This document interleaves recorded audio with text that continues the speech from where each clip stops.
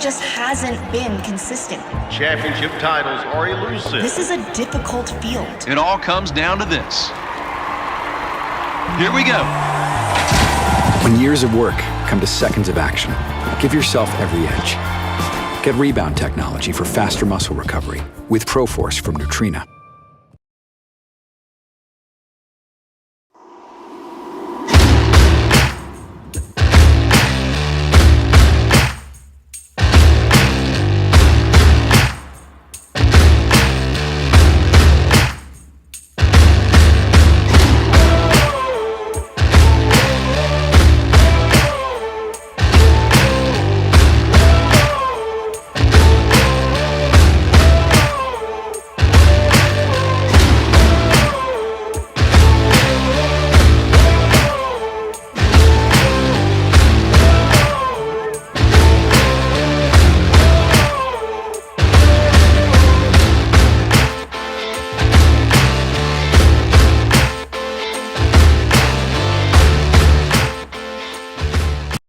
If you're looking for a smarter way to ship, look to Unishippers. We've been helping small to medium-sized businesses cut their shipping costs for more than 30 years. You'll get significant savings with UPS and more than 65 LTL freight carriers by leveraging the group buying power of our 90,000 plus customers. Unishippers is a one-stop shop for reliable shipping, significant savings, exceptional personal service, and easy online logistics management. Let Unishippers deliver for you. Call Mark and his team today.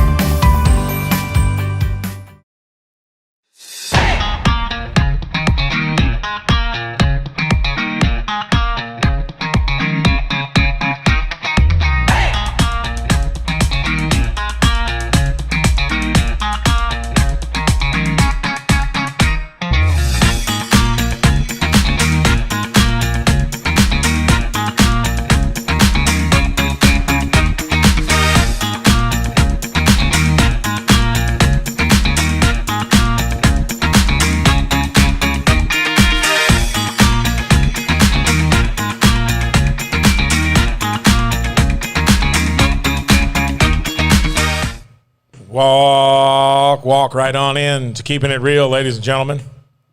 Good to see you here. What happens next? Feel it, Harry? It's our big chance.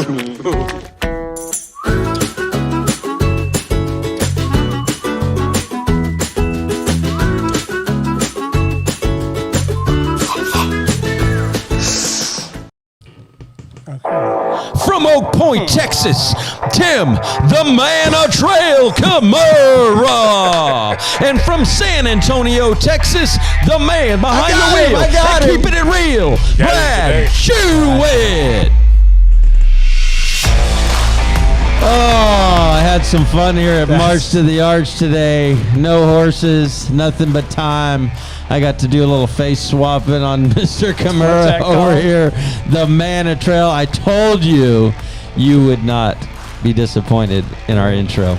Come on, show us some love here on your comments. How much did you like that intro? And if you want to watch it again, just tell me, because every time I see it, I was like, that's Tim Kimura, 1,000%. You know, you're right. Yeah, I can't. You know, I can't defend myself because unfortunately, you're right. That's me. That was awesome. Damn it! I hate that when it fits like that, right? The picture of you just like with your head out of the limo, like Jim Carrey did in that movie, right? Yeah, it's just, I get it. It's classic. Oh, there it is, right there. Look at that. That's you. That is me. That's what's stupid about it. Okay. Oh, wow. That's awesome. I love it. I've laughed on that all day long. Yeah. Okay. I appreciate. I just got done setting a course, man. Picking up the wood. I know. You know. I come back and then I'm getting mocked up. But it's okay. I'm good with it. So here we are at March of the Arch, fresh off of the 2021 Arizona Sun Circuit. What an amazing event that was. And we're going to talk more about that because we have the announcer that announced there. He's announcing here. And it is absolutely going to be a great show. But we want to mention, we videoed the Western Hauler Bonanza. Western Hauler, new sponsor of the Keeping It Real show. Thank you so much, Larry, for coming on board. But we are going to, at some point, if you didn't get to see that, that event, it was really fun, really cool to be able to get to watch. It was where riders and horses, you did not get to ride your own horse. You had to ride other exhibitors' horses, and it was, for the purse was almost $54,000. And so just keep in tune to that, because we are going to be running that Western Hauler Bonanza that they had at the Sun Circuit at one of our horse shows. At one of our Keeping It Real shows. Sorry, not at one of our horse shows, but at our Keeping It Real show. So Tim, as we mentioned, was setting trail. That's why he got barely got here. He got punked. He got punked tonight because I didn't think he'd be here. So we had to have some kind of have Tim's face somehow, right? Right. So I created one of those. Do want to mention one of our sponsors, the Show for Dough, is here at March to the Arch, and that kicks off tomorrow with 1,000 Added Senior Trail, which we'll be shooting some T-shirts out of a cannon. We're going to be doing some fun stuff here in Fort Worth. Thanks to Doug Landon, Tara Landon, for inviting us here to do that.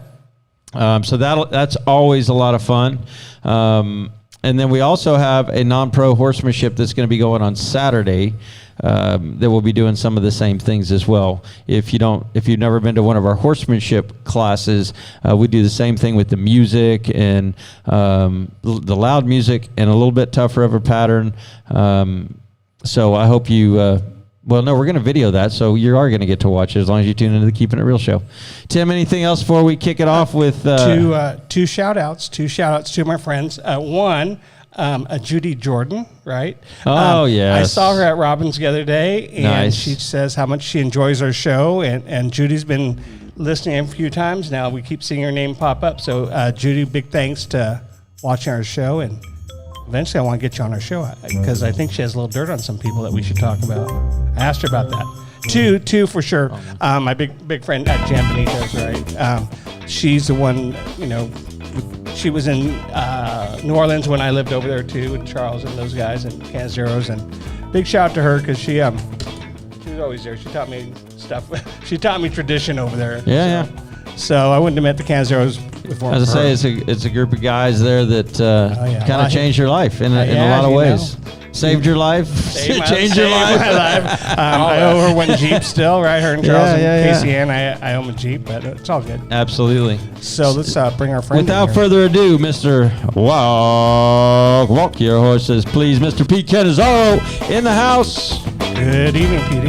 Honored to be here with you guys. Glad to have an opportunity to be on Keeping It Real. Of course, So looking forward to kind of sharing with you guys a little bit about the announcer's perspective, kind of from my side of the desk, if you'll call it that, and in working some of these major horse shows and all, which I've been blessed to do. So looking forward to it, guys. Absolutely. No stranger behind the mic for sure, and no stranger in front of the camera. We've had him here on the Keeping It Real show. He was, what were they, the top, one of the top, one of our first 10 shows, right? First month for sure. Yeah. It sure So was. 2 things real quick. One, does it feel funny speaking out of one of our mics instead of your mic? It doesn't. It's just normal to be in front of the microphone for me. It's something that I've always had a real passion for, Tim. So a little bit different with all the cameras and lights and et cetera, but nonetheless, talking on the microphone, it's what it's all about for me. So here's my second one, then we'll let Brad have it from here, okay? All right. Dude, like, I was in my black hat, black shirt, and at least I changed to the purple and yellow because you're coming. I said, what colors do I need to wear because Pete's here? I went for Oh, There you go. yeah. Yeah, a little LSU. You know, LSU. yeah, feel. like I said, Good call. dude, I got to have some purple and yellow if I'm coming. Got call. to to appreciate that. Got to right? appreciate that. You Okay, betcha. Bradford, You go Hey, I ahead. did have a compliment on my shirt. We're not giving these shirts away, but we do have Keeping It Real shirts that will be blowing out of a cannon here as well. Awesome. So you will have a chance to catch one of those if you show up to one of the Show for Dough events here at the March of the Arch. So we want to, because and we may come back to it, but as you know, Charles, sorry, Pete. Pete. All right. Triplets. Pete is one of 3 brothers. They're triplets, right? And so we were just talking just a second ago, one of our first 10 shows that we did. So there's a lot of history there, and we may go back to some of that, but I really wanted him on here tonight because he just came off of the Sun Circuit, which I think in 2020 was the largest horse show because we didn't have the Congress. So we wanted to bring him in because I want to know a little bit about Sun Circuit. But before we get there, I want you to tell everybody a little bit more about how you got started announcing horse shows. Where'd you bet. get your start? I live at Folsom, Louisiana, a little town, an hour or so north of New Orleans. Tim kind of alluded to that a little while ago. So there was a show at Covington, Louisiana, at the fairgrounds there, right next to home, almost 30 years ago now. And Louis Amedee, a lot of you guys that's done this a while will remember Louis's name, an announcer that was pretty major in this industry for a long time. Was announcing a show, a really cold and nasty 3-day show in December. He ends up getting a little laryngitis, losing his voice at the show about midway through it, a day and a half or so through a 3-day show. And he's walking around and whispering to people, asking if they would help him finish the show and who would help him announce the show. He'd sit with him and, kind of say what to say, but he couldn't do it on the microphone or what have you. And luck would have it, he comes by me and I'm done showing a little pleasure or something, and I say, yeah, Louis, I'll be glad to do it. So I do it for him. The end of it, he says, complimentary that, had a little knack for it. Do I want a few more shows and things like that? He gives me a half a dozen or so little shows within a couple of 100 miles or so of home, and I do those for, 4 or 5 years or so, and then very methodically start getting phone calls, slowly but surely getting phone calls to do more of them. And I think you'd agree lots of people's careers, be it horse show announcer or no, end up happening kind of by accident, fatal Mine situation, did. right? Mine Right. did, and probably Tim's did too. Probably so, right? My wife's did. Yeah, so it's a common deal. So Louis, having lost his voice that day, helped me to get started, and that's literally where it all started. So from the get-go, did you always go, walk? From the get-go, I have said, walk, please. To exactly why, no earthly idea. It was just a notion. It's something that I don't think about. It just kind of naturally comes out of my mouth. It's noticed by plenty people, which I appreciate. Tell your story about Rusty Green Little story today. about today. Everybody or lots of folks know Rusty Green. Rusty walks by. I'm sitting around by my brother Charles and Angie Stalls, and he walks by and he says, Pete, just want you to know something. He says, when I'm working my horses in the round pen at home, when I change gates and I get to a walk, I say, walk. I laugh a little bit like Brad's doing, and I gather my composure and ask him why. And very matter-of-factly, like Rusty Green would say, he says, because I know if you're going to be at the show, that's what they're going to hear anyway, so I'm getting them used to it. He said, my wife asked me, what are you doing? Why are you doing that? And he says, because Pete's at the show, and they'll sound normal. Well, and I could totally see, because I do it just out of habit now. Right. You know, when my stalls were right outside the Wendell, and so I heard you announcing all day long, and so whenever you do, I could just see RG just telling his horse to walk and just going, wow. Exactly. And he's a great impressionist, as we saw with the Brent Tincher deal. Impressionist. So exactly. We know he's good at that. So how do we move from your first show there to where we're going? And, I don't know if that takes you to Show for Dough yet or whatever. Well, pretty close. But tell us that. A good handful of years or so, maybe a little more, I do those shows that I mentioned Mr. Louis Amedee had given me, and I'm picking them up slowly, and that's the way it works. A lot of guys and ladies that announce horse shows, they last a pretty long time. It's something that you can do for a really long time. It's not anything that age is going to catch you or anything like that, right? So you kind of got to wait your turn. It's something you have to be really patient about, and I don't have much. But in this business, I've learned to be pretty patient about it. And then we make it up to, I don't remember exactly what year that was, you might, but the Show for Dough, the first time 2013. There you go, in 13 at Tunica. Again, I'd done plenty of shows up to that point, but nothing really major to that point. And I get to the Show for Dough at Tunica, Mississippi there with Brad, my brother, and Dave Dellen kind of running that deal.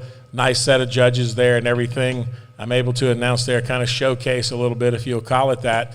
Those judges, pretty nice about it. Of course, Brad and Dave and my brother, same thing. Hey, we'll help you get some more, et cetera.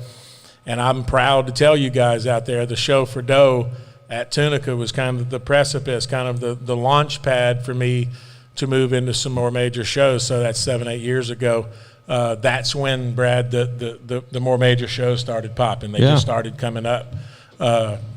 So I really want to say very much that show had a bunch to do with my announcing career. Well, and it was so exciting too to see you. I think you judged or you announced some in Waco, yes, and just to see your excitement about it. Absolutely. Like, man, I'm going up to Connecticut and do some up there, and so now you're at the World Show. Exactly. You're in the Sun Circuit. Exactly. You got. Tell us what other gigs that I haven't mentioned yet. So some of the major stuff. Of course, the Sun Circuit has been for the last handful of years or so, about 5 or so. Don't quote me, but close to 5 or so. And over at the Cornhusker, top 5, 6 show, right? The Cornhusker with Michelle Fornes and the guys out at the Nebraska Quarter Horse deal. The Sun Circuit, of course, can't be slighted in any fashion. Probably the largest. I understand it's the largest circuited show, right? Yeah. Then. 2020, a tough year for everybody, COVID-19 wise, but 2020 was also a neat year for me, having missed some shows like everybody, obviously. But 2020 brought a lot of changes for me in a positive way. I picked up the Tom Powers. Tom Powers has announced his own show, as you well know, for 39 years. Right. The 40th Tom Powers took place at Florida. I was able to get in on that. He came and saw me. The NSBA World have done that now for a handful of years or so. That's right. That's where he found me, at the NSBA World, Tom Powers. So 2020 is where I also got the opportunity to catch a little bit and do some of the youth world and then some of the open world too. So 2020 for me, career-wise, was a really big stepping stone, quite frankly. So that's where some of it got to step up to another level, actually. And Tim, I'm not trying to take over anything you have in this like area. Shoot it. For me, and I relate to my job too, where you start somewhere and then it grows, and then you still have the jobs you did the year before, but then your branches expand, right? And that's absolutely, Tim. You get more shows, like you get 3 more shows than you had the year before, and then it grows, and pretty soon you're doing the top shows and stuff like that. A gift and a curse, I say sometimes, right? Absolutely. Right. Look, everything in life is a blessing and a curse. We talk about the block system, right? I go, well, half the time I have 200 in my dumb block, and I have to manage that, and I hate that because it's so much work, right? Absolutely. So yes, it's prestigious to do the big shows, but it's the work. It's so much work, heavy wise. It's a lot of work. Mental, right? Mental, a lot of work. Heavy lifting, mental wise. So sometimes when you get a new show, a fresh show that might not be the biggest show like that. Correct. It's kind of fun to like branch out and do a new show. No two ways about it. No two ways about it. Probably, since you mentioned it, it kind of makes me remember a little bit, at the NSBA World, having done that one several times now, I've been at the trail pen every time, And of course, get to see a lot of Tim and all that, which is fantastic. That show alone, just being in that trail pen, there's so many people, thanks to Tim, that, directly and indirectly, there's so many folks that get in the trail these days, be it trainers, be it amateurs, be it, other show managers, whatever. Just that show alone, doing some 2,400 trail goes in that week, a week and a half, should I say, 9 days or so, has gotten me endless phone calls. Can I stop there for a sec? You bet. Maybe you did something wrong, and so they're punishing you to stay in my arena for the whole week, right? Yeah, I guess that's a possibility, right? But I don't see it that way at all. Oh, man, we're going to give Petey the trail pin. Yeah, right. Stick him in the trail pin. Right. Stick him in the trail pin. He's in jail for a week over there with the 2,400, right? Look, a long time ago when I met Tim, just a really long time ago, I have gotten an appreciation for this trail, and quite frankly, it's an honor. I've talked to some other announcers. They're like, gosh, dog, man, how do you do 2,500 trail goes, 8-9 days, whatever. And I'm like, look, it's just a thing, you just do it. And if you do it well, good things are going to happen, and good things have happened. So it's been a blast over there. What is it you think you bring to the announcing gig that is special? I'll tell you, there's a few things I feel like I bring. I think I have first of all, a pretty unique voice. Really crisp, really loud. My walk deal's a little unique. Yeah. A lot of people understand that. But, I come to it with a calm about me, Brad, I guess. There's a lot of pressure at that desk. Believe me when I tell you, depending on the show, what have you, there is a lot of pressure. There's a ton of shows, Arizona at the Sun Circuit being one of them, where I'm not only announcing, not only writing a bunch of stuff down and all, but running the computer too, managing everything coming off the tablets, at that Chronicle Arena, Wendell Arena, however you want to look at it. So there's a lot to do up there. You got to really multitask, and I've learned to multitask and stay calm, because it's easy to blow a gasket up there. Well, and that's exactly what I was going to say, because you are that's what I feel when you're up there, because when we're down doing showmanship and we're standing in the arena of the horsemanship, and you'll be. The other thing you do really good is you have a really good playlist. Right. And you play some really good music. Yeah. But you just have a calm about you, and I'm going to fit this in right now because they're one of our new sponsors at Western Hauler. Yep. Western Hauler, the choice of champions. Western Hauler prides themselves that they are horse people building the quality trucks for horse people.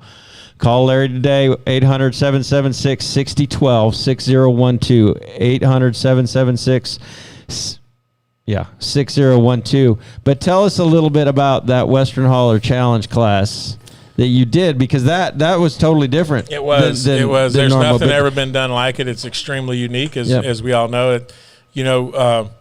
That particular class and the giving away of that truck, the way that it was done, those raffle tickets, only 500 sold.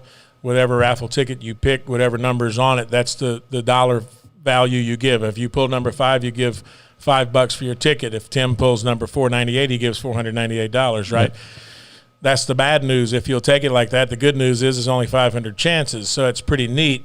And winning a $90,000 truck. Winning them a $90,000 truck, and then, $50-some thousand left over for what we'll call the slot class, or the Western Hauler Truck Bonanza class. So as we move through the week, as that thing kind of matures a little bit, I'll call it, selling tickets and everything, there's a lot of people that's pretty skeptical. I literally had people walk up to me that I know and say, I would buy a ticket, but I just can't believe that they would give me a $90,000 truck. Furthermore, they would say, I sure as heck don't believe that they would give me the $8,600 that it takes for the tax, title, license, whatever. All that was included. Now they've found out. I believe now it'll catch fire, right? And it was so nice to do the class, Brad, and you mentioned it earlier in the show, where, these trainers and other riders out there had to trade horses and not ride their own horse, have just 5 minutes to practice and all that kind of stuff. The class goes off without a hitch. The lady, wins the truck, without a hitch. It was fantastic. So just speaking on your calmness, like every time I've ever said, hey, Pete, when do we go? Oh, I got you, brother. Hold on. You know what I mean? Right. But it's not just to me. No. I hear you do that with everybody. Right. And so you just have I got it under control, and you do. It's not like I got it under control, and then when you hear you on the mic, you're fumbled around. Tell you, it's a mess. I'm going to give somebody some credit. Back when when Mark Harrell was running a lot of horse shows prior to Kathy Avolt, meaning she worked for him, but when Mark was the guy there at that company, Mark is, and I've told Mark personally, I think everybody deserves due when they deserve it, and I told him personally on more than one occasion. Mark taught me how to go fast, but to be controlled, and he said it's a horse show. Be calm. He used to say you can be on fire on the inside, but you can't let them know it. Right. And I learned through Mark and the shows that he ran and the style in which he ran them, meaning lots and lots of entries and things like that. That yes, I can multitask. Yes, I can use the computer. Yes, I can announce at the same time. I can write it down. I can also figure circuit awards at the same time and do it all calmly. Right. Nobody knows what's going on the inside, right? It's what I say in this microphone that matters. So, those types of folks like him really, really kind of, molded me into being able to do it in a really calming fashion, because that's what you have to do. Look who showed up.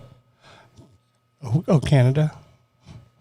Oh, Frenchie down there. Yeah. Hey, Pete, good to see you, my friend, Jonathan Millier. Hi, Jonathan Millier. How do you say it? I don't know. Where's my French? How do you say it? Miller. Mueller. Mayor. So he's the mayor of Canada. There you go. So my 2 cents here I'm going to add into is I think not being an announcer and not pronouncing very well, I think it's about rhythm, right? Very much. I think, quite frankly, that's where the walk comes in. It's a rhythm cadence kind of thing. It's a rhythm how you announce. It's a rhythm how you do things. It has to flow like everything's in alignment. How you get the awards, how you call them out, how you call everything out, how you call the next class. If it feels so easily to interpret what you're saying to all of us, right? Announcements, results, gates in a class, next class coming in. If it all sounds orderly, I think that's the rhythm, that's a tone that you present. No doubt. And that's why it's ear appealing, I guess. Ear appealing to sure. you. The sound of that sounds, in control, loud, distinct. Right. Let me tell you the funniest is sure. This truck needs to be moved. Texas plate. Da da da da da. Walk. Yeah, and then when you had to do that all day, the first day, absolutely, no one's moving their truck. Okay, no one hears you, but you have to do it anyways. You got to do it anyway, right? You remind me of something too, Tim. That Murphy's Law is always at work. Somebody's on the radio telling me, "Hey, we need to get license plate such and such moved." Then the scribe says to jog. And then somebody says, add 273 to the class. It's Brad Jewett on blah, blah, blah. And, then somebody else is saying something from the office. And in a second, you could literally just kind of blow a gasket, just throw your papers in there and say, I'm done. But you just got to take it a step at a time. Do it, prioritize it, what nature tells you to prioritize it by, and just keep going. One more, too, is like when the scribes are telling you the results. Yes. Right? Oh. Yes. You're writing a number down and they're just hauling butt saying the number. Like, they are. You need to realize I'm writing it down, okay? You bet. So as you're saying it to me, you got to give me a chance to finish those 3 digits before you call another. They're like rapid for, slow down. So I've been on the other, because we as judges probably I know we get way more irritated than he does, because I've been on the other end when he's announcing and he's like, whoa, back up, and I'm like, I got a lot more classes to judge here, Right. And so you as an announcer, you have to feel the pressure from the judges too, right? Absolutely feel the pressure. You don't want to drag their day out. No, of course not. And that's, basically, look, the show manager, every show manager worth their salt, they say, look, at the starting of the day, you're the engine of this show. This show needs to run. The show needs to go fast. It needs to be complete and in control, but it needs to go fast too. So it's a tough deal. Well, the second part of the motor is that back gate guy too. Absolutely. Right? Can't take anything away from the back gate guy. There's 2 people involved. How you have to get them in and out, and the guy or girl has to push them in too. No 2 ways about it. I can tell you too that if you want to find out if somebody can announce a big horse show, just let them do the halter with 6 judges. Yeah, no doubt. That's all you got to let them do. So that's definitely your hardest thing to do all day, huh? By far the hardest thing to do, the controlled chaos part of it all is halter with 6 judges. You betcha. Now, the bigger the better, meaning the longer the classes are, the better for the announcer, because he or she has a chance to get their stuff together paper-wise, right? But when it's 2 in this class, 3 in this one, 12 in this one, 2 in this one, it's tough. And then how about keeping the grand in reserve? Absolutely. So what I do, I got a little trick. Everybody's got their little tricks I would figure. What I do is before the halter ever starts, I write Grand and Reserve on a sheet of paper that's slipped into the announcer reports at the right spot. Right. There's no way I'd keep up with it otherwise. No possible way. Okay, Brad Jewett. Give me some volume, Kona. Got any music? You know, this part of the show is very interesting because usually I get to write the question, then I hand them off to Brad Jewett, and then it's funny. It's like, okay, Brad has to ask the questions that I think they were. Ashley was calling me out on my grammar today. I said, when I'm doing these questions, I just type them real fast and kind of interpret what I'm thinking. And I think so fast, my grammar's not very good sometimes. So, I apologize for my grammar because I'm a teacher. Ashley, thanks for checking my work for me. Okay, here we go. We got some rapid fire. That sounds sweet. Okay, here we go, baby. Are you ready? Rapid fire questions for you. Ready to Don't go, look man. at Tim. No, I'm ready to go. He's not going to give you the answers. All right. No, I don't want him to give me the answer. Do you have the rapid fire over there too, Tim? Okay, I was going to say we could go each one. Okay, first question. Name something the people in Louisiana are known for. Have you ever been downtown Bourbon Street for Mardi Gras? Two-part question. Known for boiled crawfish, have absolutely been downtown Bourbon Street more times than I can count. No problem. Question number 2. Name something you're different about than Charles or Sal. Left-handed.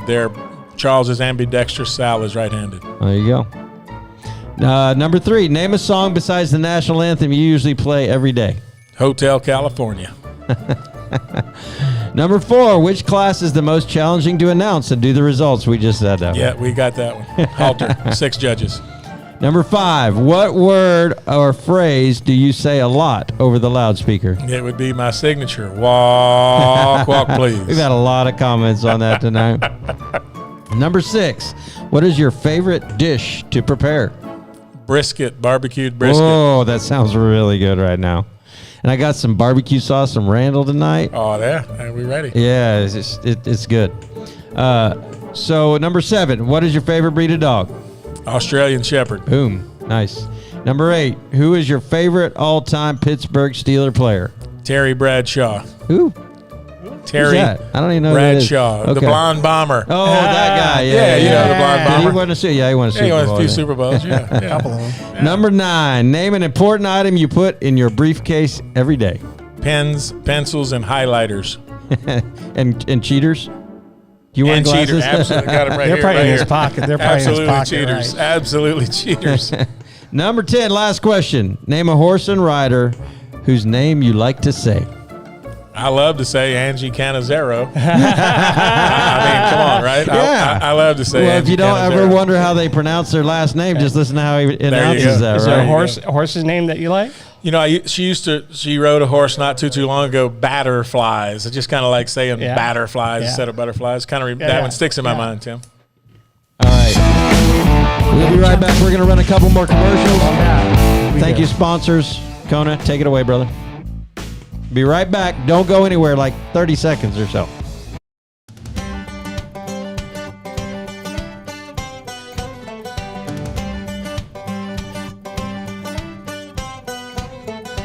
Here at Rod Patrick, we take the fit process very, very seriously because we know the importance in your performance on how you're fit.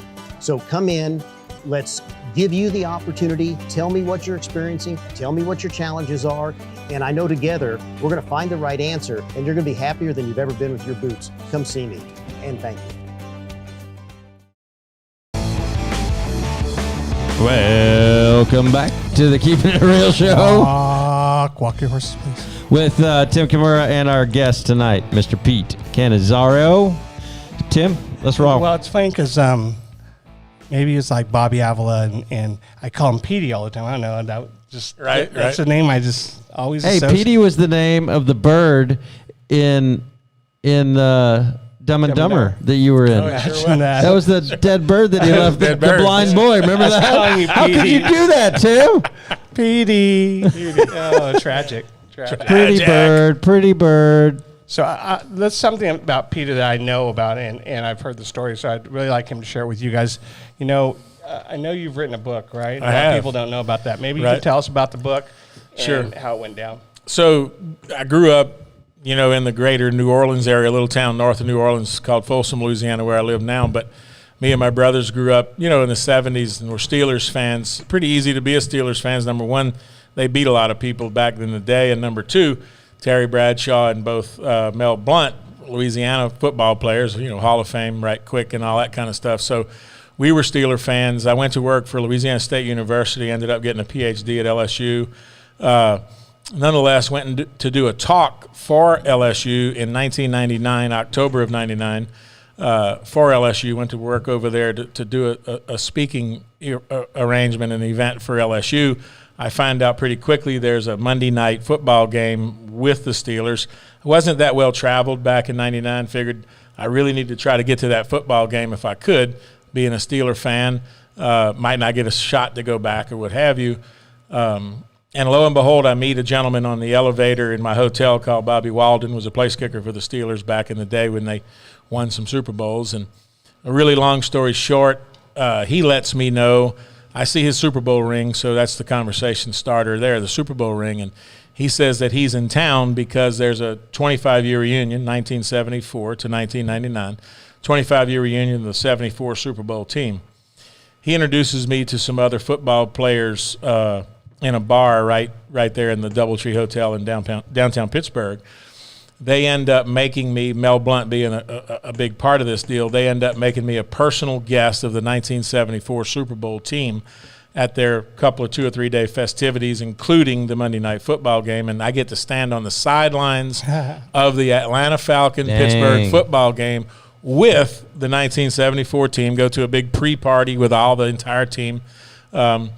Those guys still know how to party? Did Terry still know how to party? They do. They still know how to party. 25 years later? Absolutely. So I go to this party and everything, go to the football game, stand on the sidelines, wear one of their Super Bowl rings for several hours, et cetera. Couldn't be any better. So as I love to talk. I'm a good storyteller and all too. So I tell this story as the years start passing, and everybody I tell it to, Tim included, like, hey, maybe you ought to write a book. Something might happen one day. That story needs to be out there. So 7, 8, 9 years following the 1999 game that I went to, I write a book and publish it called 74 Hustle. My other brother, Sal, gives me the idea for the title. I had to hustle to get in the game. 74 Hustle, 1974 Super Bowl winners. I write a book called 74 Hustle. That was just my story, basically, that talks about an ordinary person, me, that gets in an extraordinary opportunity to go to a Pittsburgh Steeler game and, meet the whole 74 team. It can be found anywhere. You can Google 74 Hustle or my name, and you can find a copy of that book. Awesome. That's overwhelming a story, right? Well, I mean, just put yourself in the shoes. What if it was Kobe Bryant, right? No, right. Tim Duncan for me. Back in the day, we were sports junkies, right? Yeah, so, absolutely. Like, holy Toledo. Yeah. One more part. I mean, just to see what kind of sports guy this guy. Like your room, that one room that had all the LSU front page newspapers of all the ones that won, right? Absolutely. You bet. Like if you went into this, I don't know if it was a guest home or something, but just pool house. A pool house, right? He had like these big front page every year the LSU team had won. Football and baseball, still got them. And he had them on as well. Awesome, right? And they won a few. Yeah, so there was a few on that wall. Right, yeah. And I was like, wow, like a collector here. I mean, I was into that. Like you that. bet. Yeah. How about this? You ever consider writing another book? I have absolutely considered. I really enjoyed writing that book. I do retire from my teaching job in 9.5 or so months. At that point, I do plan on absolutely writing another, maybe couple books. I'd like to get into the children's book area, just because that's an opportunity. There's some room there, if you will, to write, and I'd like to do that. And I'd also like to write a book just about growing up as a triplet, it being as unique as it is. That's something that, and those stories and things that I've told you guys as friends, want to do that. There's a famous horse, like Rooster the Roni Pony. You saw his book in the airport. Things like that. That's awesome. Right. Badass, huh? Yeah. Rooster the Red Pony. So yeah, children books are vogue, man. Absolutely, they are. So writing is pretty fun. Having gone through the whole PhD process and all, writing a book's not too bad comparatively speaking. So that's something I like to do. Just your country, your state is a fun. Yeah, not just Mardi Gras. You have Jazz Fest over there. I mean, every I won't say every week's a party week, but just like even going downtown when it's not Mardi Gras. Absolutely, it's just it's so nice. Well, you've experienced it so much. I mean, you know the culture, right? You can, Brad and I talked offline along with Kona before the show. You can buy anything you want, including world-class food at a gas station. Right. You've seen it. You've done it, right? So yeah, the culture and all all those cuisine deals and everything that goes along with just Louisiana, it's a pretty unique place in those aspects, no doubt about it. So I'm gonna add one more. Tell us how you got into cooking, because I mean, you're a big cook. You bet. I cook a lot, a little catering here and there. It's something that my grandmother on my dad's side kind of inspired me years back when I was just a young teen, 13, 14 years old. She, of course, could, make her way around the kitchen without any issues, and something I picked up on from her. She welcomed the interest and everything like that, so I learned how to, what I call, cook inside, like on the stove or in the oven or whatever. And then as time went on, I started to kind of perfect that. Got a lot of interest in barbecue and things like that, outside type deals. Cook a lot of jambalaya, cook a lot of briskets, a lot of barbecued chicken, things like that. So now I'm into any of it and all of it, but big time into the smoking deal, smoked briskets, ribs, et cetera nowadays. Are you the best cook of the triplets? Absolutely the best cook of the triplets. That's what I was going to ask. Do either of them even cook? Charles knows his way around it. He can absolutely cook. Yeah, Charles knows. He can cook a brisket and stuff like that. He actually owns more barbecue pits than I do, which kind of makes me mad. Because he's trying to find one to I think make food as good as what you do. There you go. That's what I like. But nope, that one didn't work. And then oddly enough, as much as we are like, being a literal clone, Sal cooks nothing, has very little interest in it. He'll eat it all, right? But he's got very little interest in cooking it. So Charles and I are kind of the cook side. Didn't you have a few teaching people how to cook a little bit too? Absolutely. Generally speaking, I'm going to probably do it again April, May. A couple of times already I've had some opportunities to invite on maybe on Facebook or whatever. I say, 20, 30 people, whatever, pay a little fee and teach how to do some smoking and barbecue and things like that. You bet. Yeah, it's pretty neat. I'll be there for my dad used to watch Justin. Justin Wilson? Yes. Yeah, absolutely. Dude, gotta get some of that. Get some of that in here. Oh, it's gonna be good. I mean, my dad used to love them. Yeah, PBS, man. He had it going on. Yeah, no so along with that, on this line, you talk about fishing. You love to fish. Absolutely. But I want you to tell a little bit, because everybody here is very familiar with Virtual Horse Show. But tell us a little bit about what you did during COVID. And anybody that's interested in this, if there's a website or something to go into, please share about that too. Just on my Facebook page, and also from the Virtual Horse Show deal and being like everybody, a little bored and looking for something to do, talked a little bit to Tim on the phone, Brad too, talked to both of these guys on the phone, kind of asking about the model a little bit and just kind of playing around with that horse show, Virtual Horse Show model. Me and my brother Sal, we're neighbors. We live next to each other. We kind of picked up on that model and tried to put a virtual fishing tournament together. Did do it marginally successful. A little bit of skepticism obviously comes into play and et cetera, but it's something that I think at some point in time may really, really take off. Same idea behind the horse deal. You ride your horse at home, you're, quote, showing it, right? Same thing, you go out to a certain area and fish, and somebody else goes somewhere else, whatever, and with the onslaught of all this social media and things that you can see, do, hear, et cetera, you can have a fishing tournament theoretically all over the world, right? So it's something that we played around with and something that I hope will catch, no pun intended, catch on a little bit soon, Can I circle back? Yeah. Is that what she said? Is that what she says? I'm going to circle back. I'm going to circle back. We're going to circle back. We're going to circle back. So if I'm circling back, I just want to say something about Petey, that real big, like in the youth, like Aggies, 4-H, FFA. Absolutely. I mean, when you're in college teaching too, I mean, the fishing thing reminds me of that. Sure. Again, young people involved into the sport, we don't do very much fishing. Right. That's right. And a lot of fathers and mothers and doing with your children, right?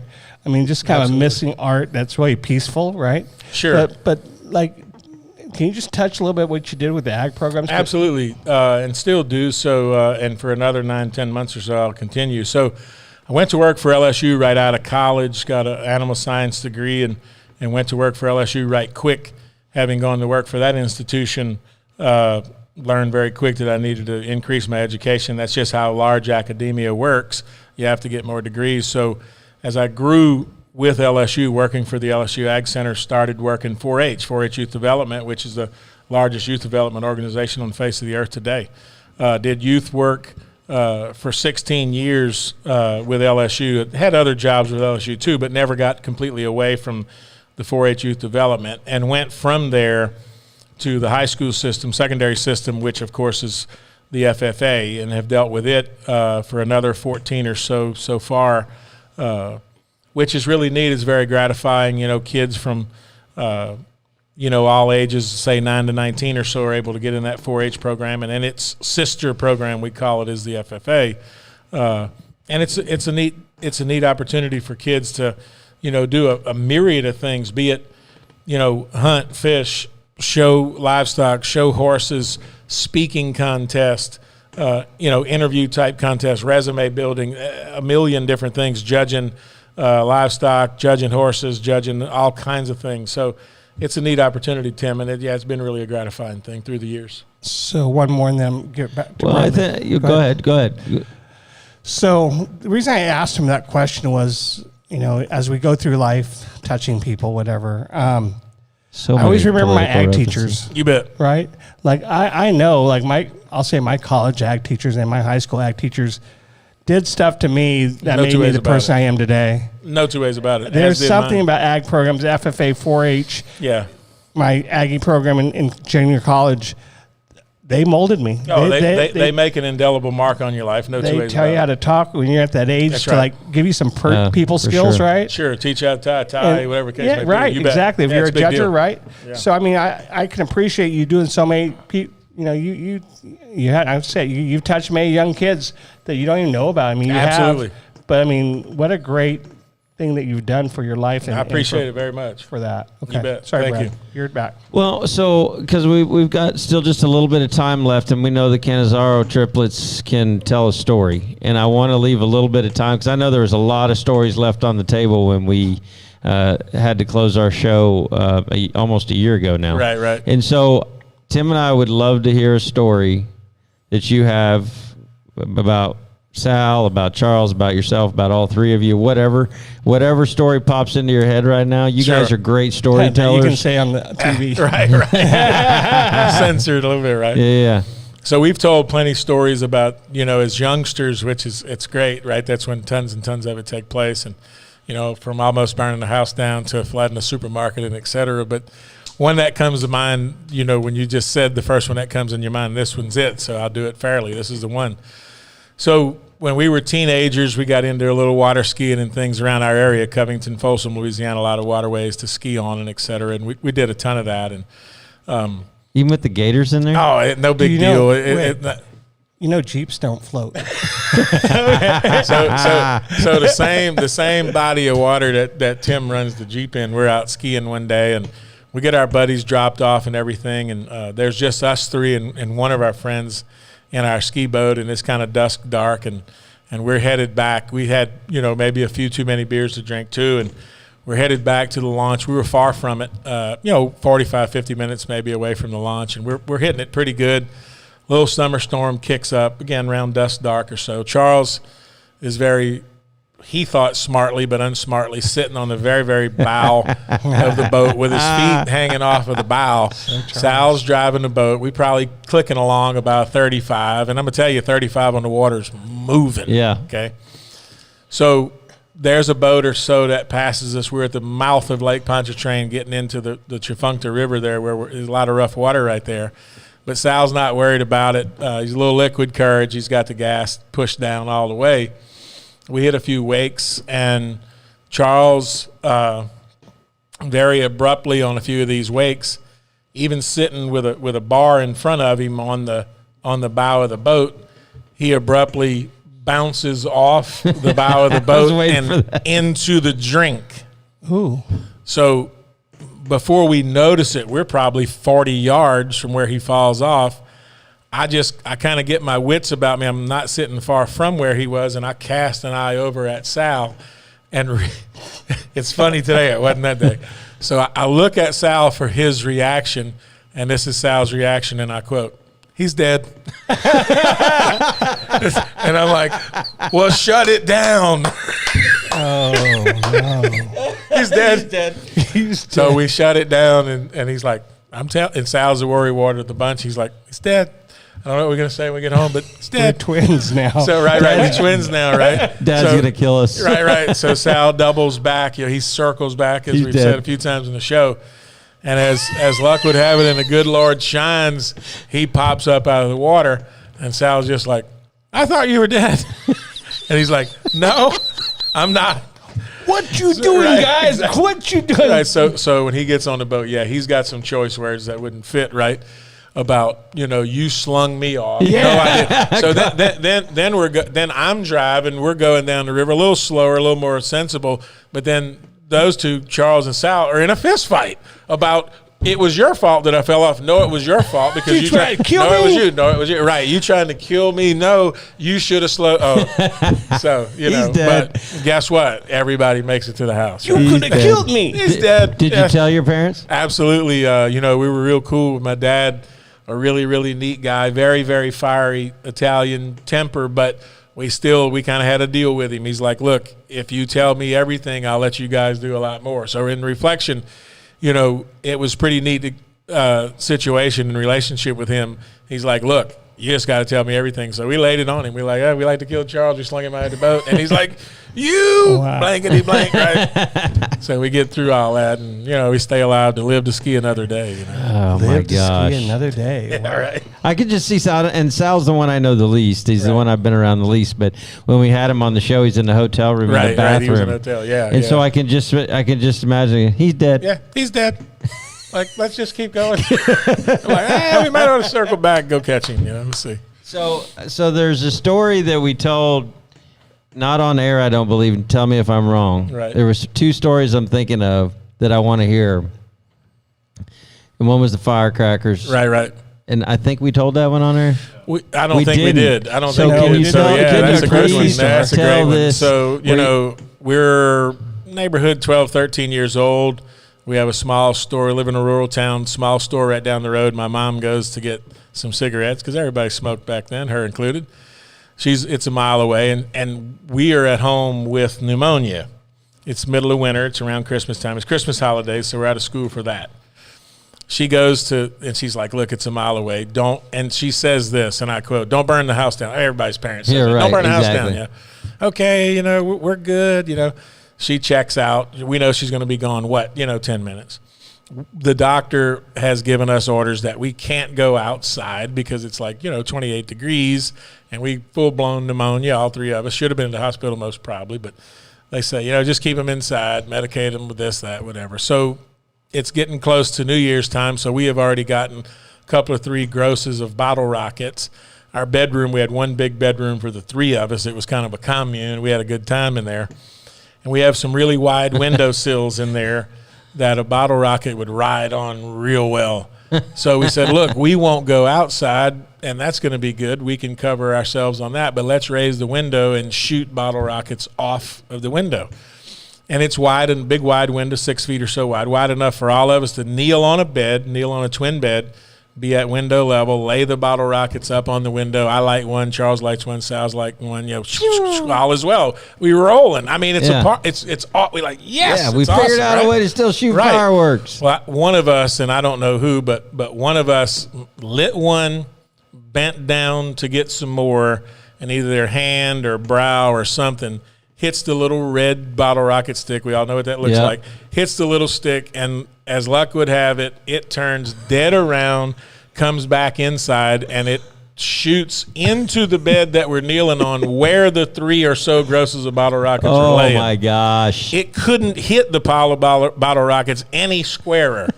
It lights, I don't know, a couple of hundred bottle rockets, and before we know it, it's literally like World War II in this bedroom. We're jumping, hiding, trying to get under the bed, putting a pillow on your head. It's totally out of control. In a matter of, I don't know, a minute and a half, the room has 4 or 5 feet of thick white smoke in it. Yeah. The bed is completely engulfed in flames. The mattress is on a good hot fire. We managed to raise the other windows in the room to let the billowing smoke out. At that time, that's when my mom drives up from the store. All she sees is smoke billowing out of the house. And so she comes in literally on her knees, crawling. Where are y'all? What happened? Are y'all alive? You know? And we're like, yeah, we good. And Bottle Rocket still, we're like, don't come in here. You know? So, of course, she comes in, the mattress it's not so bad. It's still burning and smoldering and all that. So, you know, we finally realize that, and, you know, we like, get water, whatever. Again, it's right around the holidays. Charles runs to get something. In his infinite wisdom, he finds a gallon of cold duck wine, and he pours that on the mattress. So as you might imagine how our house probably smelled for about, I don't know, the next 60 days, right? A burning mattress mixed with cold duck wine, about $3 a gallon wine, right? So she beats us within an inch of our life, you know. We sucking in all this smoke with this pneumonia, right? Oh, yeah. Yeah, so, I forgot about that part. Absolutely, right? So then she says, oh, just wait till your dad gets home, you know. Oh, my gosh. So, yeah, we getting a little issue. Yeah, right. Exactly. And for years and years, no kidding, guys, for years and years, every blanket, you know, it was winter times, we had a bunch of them in our room, whatever. Every single blanket in the house got Bottle Rocket holes in it. You just had to live with that. Oh, my gosh. So we've been privy to many stories with these guys, and I think we're going to all continue to bring these guys on because there's just so many stories, and they're great. They don't leave out a detail, and it never gets boring. Can't do it. And I just love them, and so does everybody else, obviously. We did tell Flossie, we did tell the one about flooding the supermarket on the other show. We talked about that one. But, and there's many more. Pete, we always have a plan to have Pete come on and be a guest host at these shows, but usually his nights are going late, and fortunately today we were able to nab him up and bring him in here and have him on. So Pete, thanks for doing this. It was a pleasure and an honor, guys. It's been as fun. Always. It's been fun. And scroll back down there, Kona, because keep going right there. Pete is the best. He is so kind to my daughter that sings the national anthem at the Sun Circuit. His friendly and personable attitude has helped her overcome stage fright.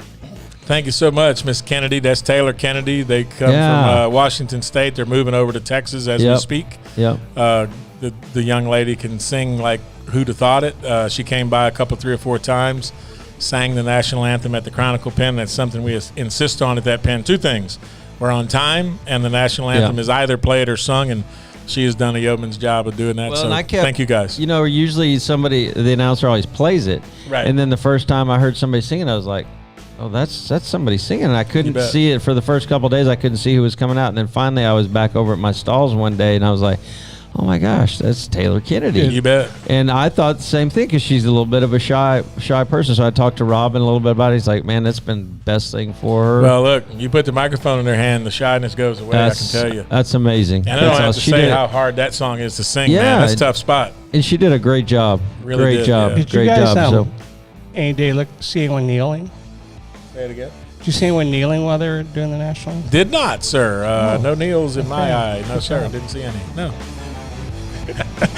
So it's weird, you know, like we're in 5A back there, and then all of a sudden it springs up, and we look at your arena, and the flag is right above you guys and stuff like that, and it's the centerpiece of the deal, it's right? Really cool. And even when the Ranch Riders play their national anthem, it's cool because anybody in earshot that knows it, and even if you're not in earshot, you see other people stop removing their hat on their horse, and so then you can just see it just starting to flood back, and that's what we do love about our country, and don't ever not play it. You bet.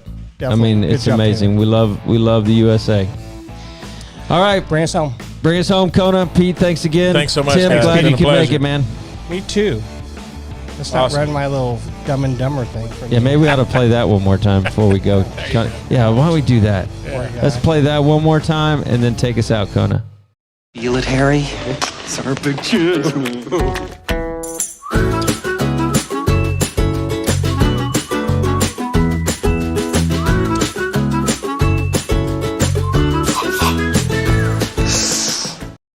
So If I was the orange one is if I had to go see Leslie Hillman. Okay, I'd wear my orange tux to go see Leslie. That's for sure. Absolutely. All right. Have a good night, everybody. Great show, guys.